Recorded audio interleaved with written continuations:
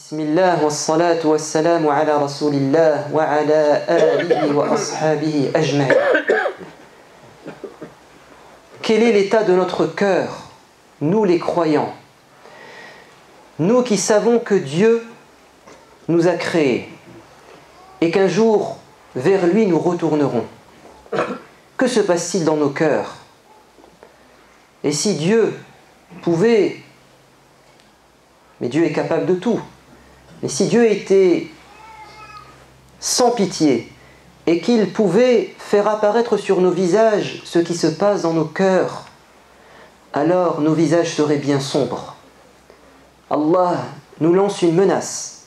Dans la sourate Al-Hadid, le fer, il nous dit أَلَمْ يَأْنِ لِلَّذِينَ آمَنُوا أَن تَخْشَعَ قُلُوبُهُمْ لِذِكْرِ اللَّهِ وَمَا نَزَلَ مِنَ الْحَقِّ. Le moment n'est-il pas venu pour ceux qui croient que leur cœur se remplisse de crainte à l'évocation de Dieu et devant la vérité qui leur est révélée? N'est-il pas venu le temps pour nos cœurs de se remplir de la crainte de Dieu, de la piété?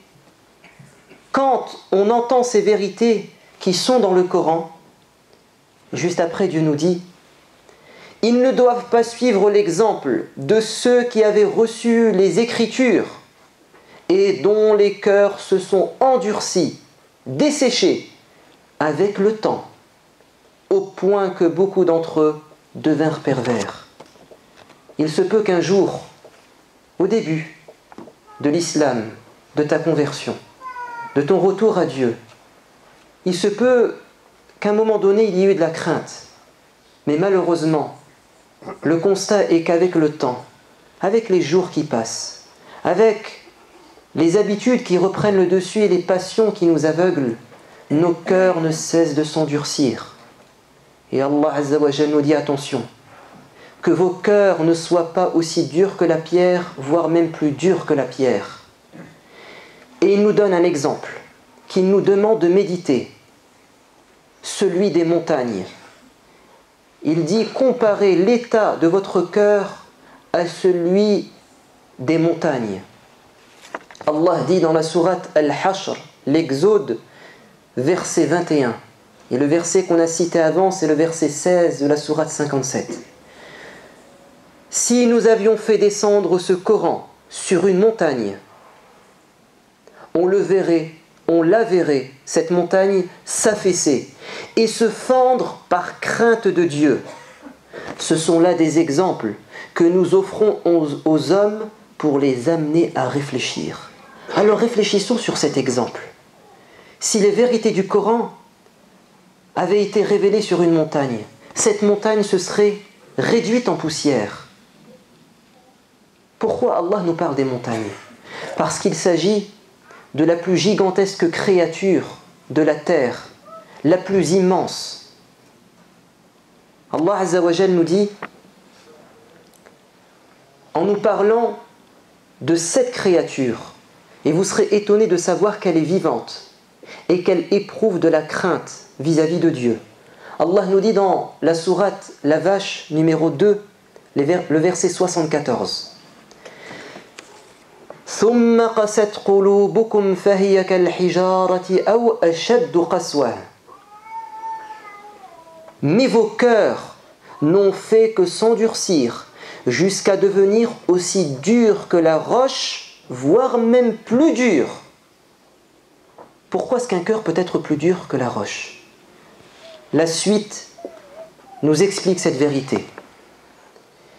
Car parmi les roches, il en est desquels surgissent des ruisseaux, et d'autres qui se fendent pour livrer passage à de l'eau, tandis qu'une partie des rochers s'affaisse par crainte de Dieu. Ce verset, et c'est un grand géologue, Zarlul al-Najjar, musulman, qui est aujourd'hui celui qui a le plus apporté en matière de miracles scientifiques dans le Coran. Et c'est un géologue de formation. Il dit, ce verset a précédé les sciences de la mécanique des eaux et des roches de plusieurs siècles. Allah nous décrit la porosité des roches et la densité des roches, et comment il y a plusieurs types de roches, celles desquelles va surgir des ruisseaux, et celles qui sont tellement compactes que c'est une simple infiltration qui s'échappera d'elles. Et Allah nous dit, juste après, et certaines montagnes, il y a des éboulements où certains rochers s'affaissent par crainte de Dieu. Et il n'y a que le croyant qui peut comprendre cette vérité. C'est un phénomène, certes naturel, mais qui a un facteur surnaturel. Les montagnes craignent Dieu. Les montagnes ne peuvent résister à la puissance, à la toute-puissance divine. Souvenez-vous, dans la sourate Al-A'raf, Allah Azza wa Jal nous parle de ce qui s'est passé avec Moïse. Moïse est parti rencontrer son Seigneur sur la montagne pour recevoir la révélation. Et il a émis un souhait. Ô Seigneur, permets-moi de te voir. Je veux te voir. Dieu lui a dit, cela est impossible. Et il va lui prouver que l'être humain, son cœur ne peut pas supporter la puissance et la majesté divine. Il lui a dit, regarde la montagne, si elle reste immobile à sa place, tu pourras alors me voir. Et lorsque son Seigneur se manifesta à la montagne, Allah s'est dévoilé à la montagne, il l'a réduite en poussière, elle a été littéralement pulvérisée. Et Moïse est tombé foudroyé, il est tombé évanoui.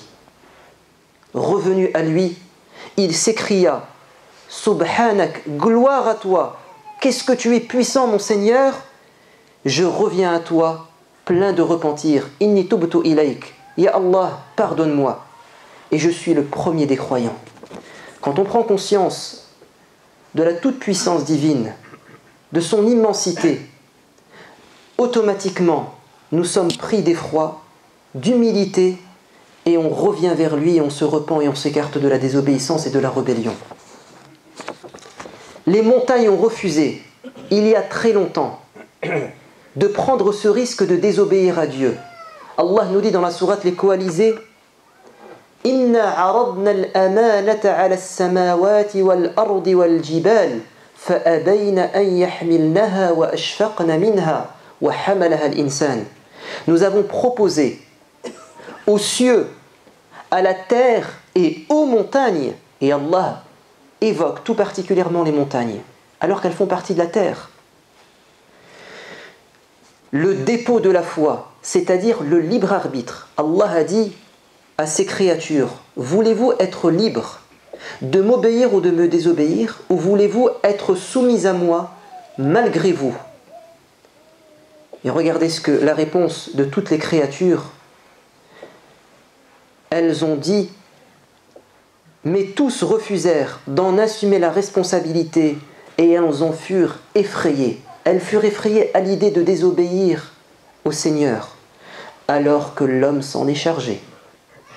Et les djinns également. L'homme s'en est chargé. L'être humain est très injuste et très ignorant. Allah dit, au final, vous n'avez pas assumé votre responsabilité. Vous êtes très injuste car vous êtes ignorant. De quoi sommes-nous ignorants? Qu'est-ce qui fait que nous ne sommes pas aussi craintifs que les montagnes? Et pourquoi Allah nous dit, si j'avais révélé aux montagnes les vérités du Coran, elles se seraient affaissées? C'est parce que nous n'avons pas pris conscience des vérités du Coran. Quelles sont-elles? Toutes ces vérités sont dans une seule sourate, la sourate la vache. Allah nous dit, première des vérités, Wattaqullah, et craignez Allah, wa'lamu anna Allah bi kulli shay'in alim, et sachez, prenez conscience que Dieu est au courant de tout. Il sait tout, rien ne lui échappe. Il dit, wa'lamu anna Allah ya'lamu ma fi anfusikum fahdharuh, et prenez conscience que Dieu sait ce qu'il y a au fond de vous-même. Redoutez-le donc. la première des vérités. Et on ne peut craindre Dieu que si on vit avec cette vérité. C'est qu'on n'échappe pas au regard de Dieu, ni à son écoute. Un savant dit, mon père m'a enseigné alors que j'étais tout jeune. Il m'a dit, ô mon fils, tu veux faire partie des pieux? Alors répète chaque jour, Allahu yasma'uni, Allahu yarani. Ô mon fils, répète chaque jour, Dieu me voit, Dieu m'entend. Il dit, et j'ai suivi le conseil de mon père, et il a atteint le degré des pieux. C'est cette vérité qui nous échappe, et qui n'a pas échappé aux montagnes. La deuxième des vérités, wattaqullah wa'lamu annakum mulaqouh, et craignez Dieu et sachez que vous allez le rencontrer. Et il dit également wattaqullah wa'lamu annakum ilayhi tuhsharun, et craignez Dieu et sachez que vous allez comparaître devant lui, que vous allez être rassemblés un jour devant lui. Une fois que tu as pris conscience qu'il te voit, il faut que tu prennes conscience que tu te tiendras devant sa majesté. Et troisième vérité, encore dans Surat Al-Baqarah, wattaqullah wa'lamu anna Allaha shadidul iqab, et craignez Dieu et sachez que son châtiment est terrible. Je sais que Dieu me voit et m'entend. Je sais qu'un jour je rendrai des comptes. Et je sais que Dieu peut sévèrement me punir. Et là, automatiquement, ton cœur s'attendrit et tu deviens humble. Mais on est souvent orgueilleux. Et c'est ce qui nous empêche d'être aussi craintifs que les montagnes. Et Allah nous dit, attention, encore en parlant des montagnes, وَلَا تَمْشِ فِي الْأَرْضِ مَرَحًا, et ne marche pas sur la terre avec plein de vanité et de gloriole, car jamais tu ne pourras fendre la terre et jamais tu dépasseras en hauteur les montagnes, toujours les montagnes.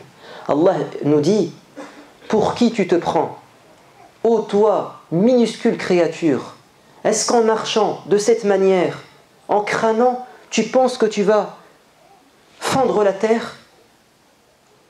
Et en haussant ta tête de cette manière et en méprisant les gens, est-ce que tu penses que tu vas dépasser les montagnes? Et c'est pour ça que Dieu nous dit, dans Surat Al-Fajr, et méditez comment j'ai enfoncé profondément les montagnes dans le sol. Et Allah Azza wa Jal, il nous pousse à méditer le côté scientifique des montagnes.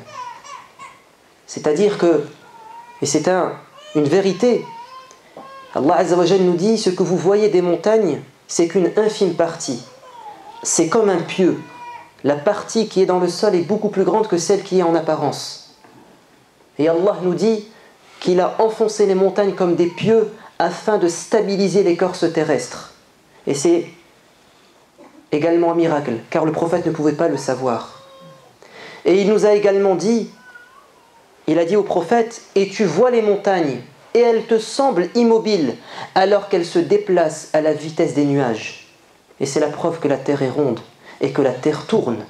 C'est-à-dire qu'elle tourne avec l'écorce terrestre, comme les nuages, mais comme tout se déplace en même temps, on a l'impression qu'elle est immobile.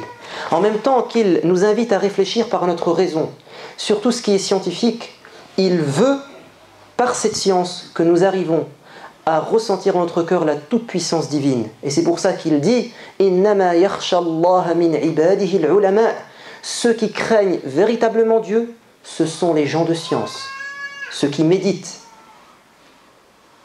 la création, et ça crée en eux une connaissance de Dieu et donc sa crainte. Souvenez-vous, quand 3 personnes avant l'islam, en pleine nuit, ils se sont réfugiés dans une grotte, dans une montagne, et que l'accès de la grotte a été bloqué, il y a eu un affaissement. Allah a voulu qu'une roche se détache du haut de la montagne par sa crainte. À ce moment précis, quand les gens sont entrés, tout est bien calculé, car tout obéit à Dieu. Allah a voulu qu'une montagne le craigne et qu'elle lâche un rocher et que ce rocher bloque l'accès d'une caverne où sont 3 personnes. Et l'une des 3 personnes, elle a levé les mains au ciel, elle a dit « Ya Allah ». J'aimais ma cousine comme aucun homme n'aimait une femme. Et elle refusait mes avances. Et un jour, elle est venue frapper à ma porte. Et c'était un moment de disette et de famine. Elle m'a dit, donne-moi à manger mon cousin, donne-moi de l'argent. Et je lui ai dit, oui, à condition que tu te donnes à moi. Et dans la nécessité, elle a dû accepter. Il dit, et quand je me suis retrouvé auprès d'elle, elle m'a dit, ittaqillah, crains Dieu, et n'aie pas de relation avec moi en dehors du mariage. Il a dit, quand elle m'a dit ittaqillah, j'ai été pris, saisi, d'effroi, de peur. Je lui ai donné l'argent et je suis parti, je l'ai laissé. Quand on craint Dieu, on délaisse les péchés. Ya Allah, si j'ai fait ça un jour pour te plaire, sors-nous de cette grotte, ne nous laisse pas mourir. Et le rocher s'est écarté et ils ont pu sortir sains et saufs. La crainte de Dieu, c'est elle qui nous empêche de désobéir à Dieu. Et quand on craint Dieu, Allah nous ménage toujours une issue à nos problèmes. C'est le mois du Ramadan, le mois de la piété, de la crainte de Dieu. Et c'est durant ce mois que le Coran a été révélé. On doit méditer ces vérités du Coran. Peut-être qu'on sera, durant toute l'année, pieux, sincère et adorateur. Le programme de ce week-end, on reçoit un homme qui a plus de 25 ans de prédication et qui nous vient de Bordeaux. C'est celui qui a fondé EMF, Étudiants musulmans de France. Il est président du CRCM de la Gironde, de l'Aquitaine plutôt. Et il était secrétaire général de la Grande Mosquée de Bordeaux. Et il est historien. Et il est spécialisé, c'est son mémoire, sur la question de la bataille de Poitiers. Il s'agit de Sharaf ad-Din Muslim, qui nous vient ce week-end, et il nous a fait cet honneur de se présenter, et il donnera une conférence demain à 20h ici à la mosquée de Reims. La bataille de Poitiers entre mythe et réalité. Et puis dimanche, il sera à la mosquée de Kiev-Rochin, après l'Asr, l'apport des musulmans à la civilisation occidentale. Et vous savez que chaque samedi, il y a la rupture du jeûne, ensemble. On ramène avec nous de la nourriture et on la met en commun et on passe une bonne soirée. Et puis ensuite, on reste jusqu'au matin et on traitera de cette thématique, tout savoir sur le Coran. L'historique, les sciences, les finalités, les règles juridiques qui tournent autour du Coran. La mosquée de Reims vous propose une Umrah pour les vacances de février. Les pré-inscriptions sont ouvertes dès maintenant. Donc, si vous voulez vous pré-inscrire, allez à la rencontre des responsables. Également, chaque vendredi du mois du Ramadan, on reçoit une association qui fait appel à notre générosité. Et aujourd'hui, c'est le Secours Islamique. Le Secours Islamique est très connu. Association qui a des dizaines d'années de travail sur le terrain. N'hésitez pas à faire des sadaqat. Et la semaine prochaine, ça sera le CBSP. Et puis, il y a la conversion d'une sœur aujourd'hui. Donc je demande aux sœurs de gérer ça entre elles après la prière. Inch'Allah. Et puis, un rappel sur les cotisations. La mosquée, encore une fois, fait appel à vous pour cotiser. Et il y a à la sortie les feuilles de prélèvement automatique.